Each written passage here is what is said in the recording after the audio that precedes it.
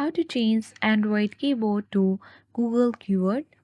For that, you need to make sure that you have installed the Google Keyboard on your device. If you haven't, then you need to go to the Play Store, and when you search for Gboard on the search bar, this will appear on your screen. So mine has already been installed.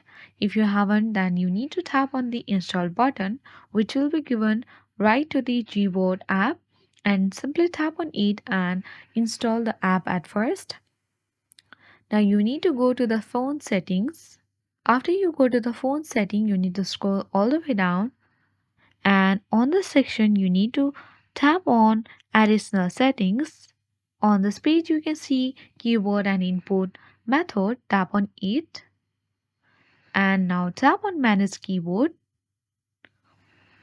You need to simply toggle on talkback braille keyboard, and this way the Gboard will also be toggled on.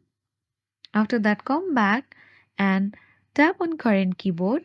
So the current keyboard has been set to Gboard. It If the Gboard button has not been toggled on, simply you can tap on Gboard and easily set your current keyboard to multilingual typing keyboard.